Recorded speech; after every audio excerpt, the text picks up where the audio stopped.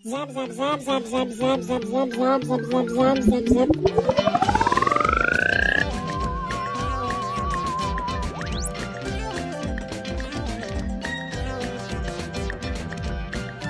Zip zip.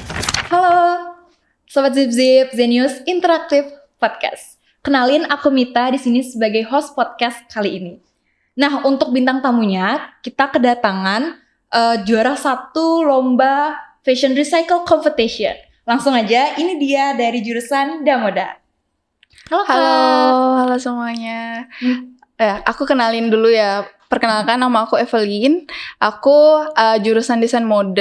Aku udah semester tua.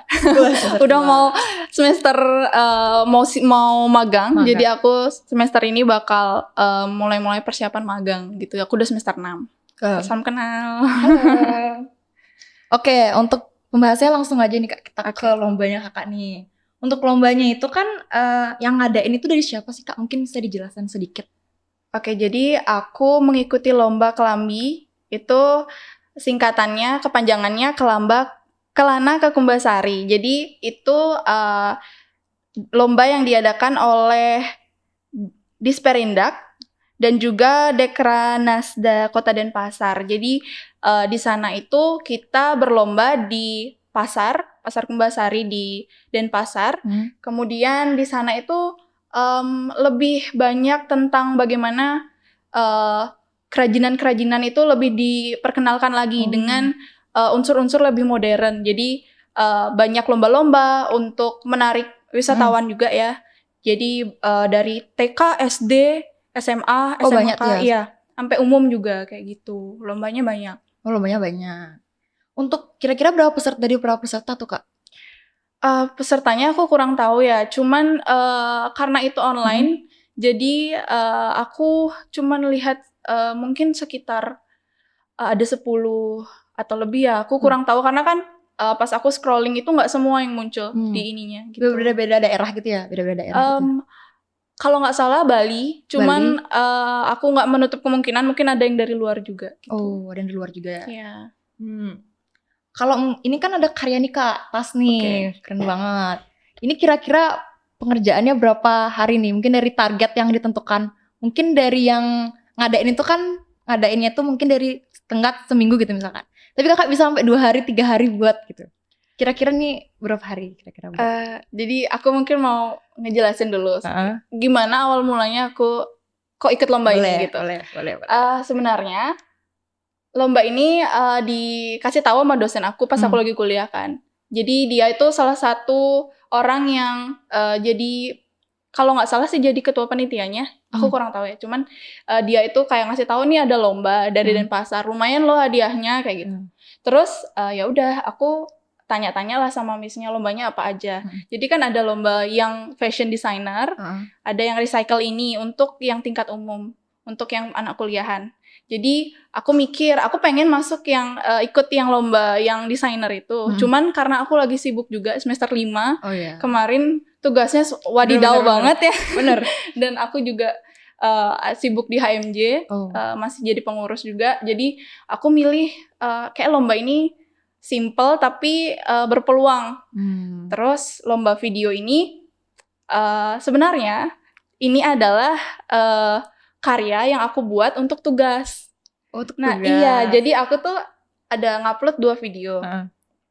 Video pertama itu tugas aku yang sebelumnya juga recycle. Jadi aku emang suka recycle dari dulu, bikin baju dari barang-barang yang udah nggak kepake kayak gitu. Terus ya udah, untungnya aku orangnya suka mengabadikan momen gitu kan. Tugas-tugas tuh aku dokumentasi, aku suka bikin konten kayak gitu. Dan aku ngerasa beruntung sih karena aku udah mengabadikan banyak-banyak kegiatan di tugas-tugasku sebelumnya. Jadi aku ngelihat peluangnya besar.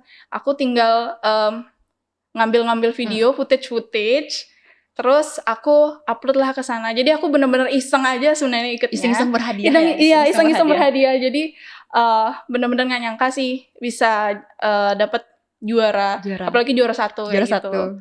Dan sebenarnya aku kurang tahu juga penilaiannya gimana, tapi aku tuh ada 2 produk yang aku ajukan, aku upload. Jadi ada tas Starback ini yang terbuat dari jeans bekas. Jadi ini intermezzo lagi, aku pada saat itu adalah tugas merecycle juga dari semester 5 kemarin. Jadi ini aku sama teman-temanku cari ke Vermaak Jeans. Kita tanya ada jeans-jeans sisa nggak? Kita bener-bener sampai kayak gali-gali gitu di bawah di tempat kayak kardus isi banyak kain-kain bekas. Itu kita ambil-ambil, kita pilah-pilah. Dan akhirnya kita temuin beberapa jeans yang masih oke, tapi udah banyak compang-compangnya lah. Ya. Jadi lumayan kalau bisa dibilang pengerjaannya itu nggak dibilang cepet juga, lumayan lama juga karena aku harus putar otak gimana caranya dengan bahan seadanya ini aku bisa membuat sesuatu. Apalagi pada saat itu tas itu kan lumayan ya butuh bahan. Jadi bisa dilihat aku gimana caranya aku sulam-sulam. Jadi Ini kayak dianyam gitu ya, Kak? Iya, aku anyam-anyam di bagian depannya. Terus ini juga sebenarnya ini jeans-jeansnya tuh kecil-kecil. Jadi aku bikin aja kayak framing bentuk bintang. Terus biar nggak kosong, jadi sisa-sisanya aku anyam-anyam kayak gitu. Jadi keren. Iya, jadi harus putar otak gimana caranya biar bisa. Harus berpikir kreatif. Iya, bener banget. Benar. Iya. Kalau untuk desain ini kan kakak pasti pikir gimana caranya biar berbeda dari biar unik gitu nggak sih sama yang lain. Terus tantangan kakak membuat ini tuh dalam hal apanya? Mungkin pasti ada tantangan nggak sih? Tantangan ada, pasti ada. Ya kayak yang aku bilang tadi sih, gimana caranya aku membuat sebuah tas ini dari bahan-bahan yang seadanya, bener-bener yang kecil-kecil banget sebenarnya. Dan aku sebenarnya nggak ekspektasi bisa hasilnya bagus atau gimana pada saat itu. Cuman ternyata hasilnya bagus dan sebenarnya gimana cara kita berpikir ngelihat peluang sekecil mungkin gitu loh. Jadi aku ngelihat semua bahan-bahan itu pasti berpeluang. Aku kayak contoh, aku balik ya. Ya, boleh. Oke, aku balik. Jadi di bagian belakang ini aku banyak banget tambah-tambahin kayak misalnya kantong-kantong gitu kan. Iya. Kalau kalian tahu di bagian jeans, di bagian depan tuh ada kantong kecil yang kayak nggak ada fungsinya gitu, cuman lucu. Jadi aku tambah-tambahin kayak gitu. Terus di bagian pinggir ini aku juga kasih di bagian jeans itu kan ada tempat belt itu kan. Ada. Ya aku pasang di sini supaya mungkin kalau kalian mau gantung keychain atau apapun itu bisa ditaruh di sini kayak gitu. Jadi benar-benar harus melihat peluang dalam semua hal gitu ya. Kalau aku bisa bilang.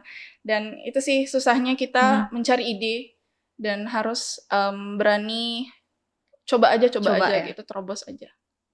Bagus. Ini mungkin yang lainnya sobat-sobat di luar sana bisa menjadi inspirasi dari karya Kak Evelyn ini. Mungkin bisa, ini ada gini nggak kakak jual nggak kira-kira?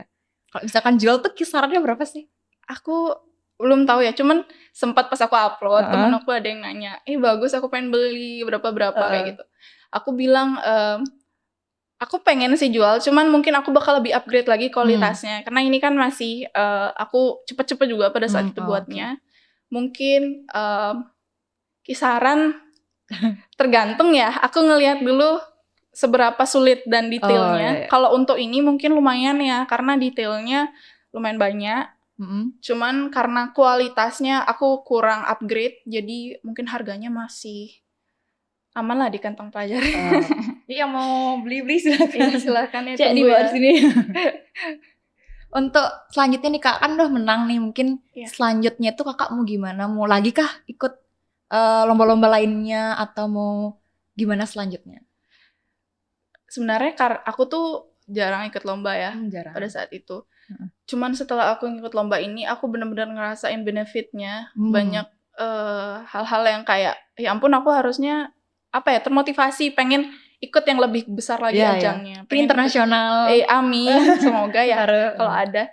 Ya, aku pengen banget sih kalau misalnya ada lomba-lomba aku ikutin. Iseng-iseng kayak yang ini gitu, siapa tahu berhadiah kayak gitu kan. Jadi lebih termotivasi sih untuk pengen ikut-ikut lagi. Pengen ikut nggak sih? Iya, benar-benar. untuk kedepannya gimana kakak ingin mengembangkan karir setelah misalkan udah lulus, entah mau buka usaha atau jadi influencer mungkin? Oke, untuk kedepannya mungkin aku bakal coba. Kalau sekarang aku tuh kan sambil kuliah itu masih buka-buka freelance kayak ada yang custom baju aku bikin kayak gitu. Sempet juga kemarin teman aku bikin produk, dia memang punya brand, terus dia buat celana jeans, terus puji Tuhan banyak banget yang kayak kasih feedback bagus dan sampai orang-orang bisa dijual ke Malaysia nggak kayak gitu-gitu karena kan mungkin dilihat kayak cuttingannya oke kayak gitu celananya. Jadi aku juga open untuk orang-orang yang mau kolaborasi sama aku bikin patternnya, bikin sampel celananya, terus aku bantu untuk memantau produksi kayak gitu-gitu sih. Sama aku kedepannya pengen ngelanjutin kayak gitu juga, kecil-kecilan.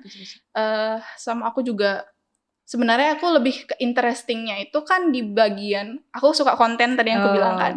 Jadi aku suka hal-hal yang berbau produksi berupa kayak medianya kayak foto-foto atau misalnya video bikin konten kayak gitu-gitu. Jadi mungkin kedepannya aku pengen kerja sama company, aku di bidang fashion stylist mungkin atau di bidang hairdo atau make up-nya kayak gitu.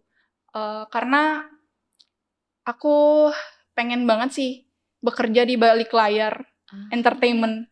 Pengen banget kayak misalnya fashion stylist tuh aku berharapnya ke depannya bisa menjenjang karir ke fashion stylist kayak gitu. Mari kita doakan bersama. Amin. Oke, yang last nih Kak, terakhir nih.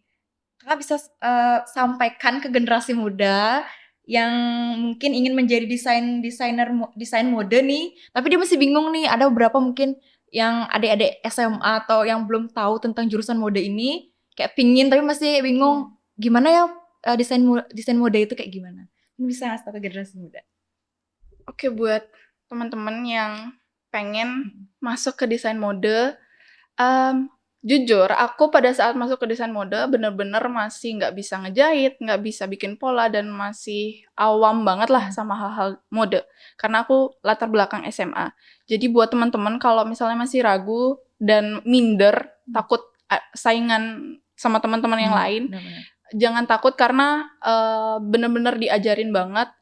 Aku di kampus ini bener-bener dibimbing sama dosen-dosen sampai bisa berani ngambil job dan ikut-ikut lomba. Jadi kalau kalian emang ada passion, ada bakat, pasti kalau kalian usaha itu akan membuahkan hasil. Jadi nggak ada usaha yang mengkhianati hasil.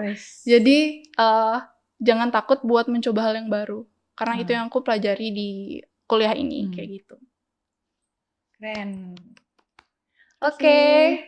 Terima kasih sebelumnya. Podcastnya berhenti saat ini, dan sebenarnya terima kasih banyak Kak untuk kehadirannya, untuk menyempatkan waktu untuk hadir di podcast ini, dan juga terima kasih untuk sobat-sobat Zip di luar sana yang udah nonton dari awal sampai akhir, yang setia nonton dari awal. Untuk selanjutnya kalian bisa nonton dan nantikan video-video selanjutnya di channel YouTube yang kita punya. Oke, terima kasih Kak. Terima kasih. Bye-bye. Bye guys.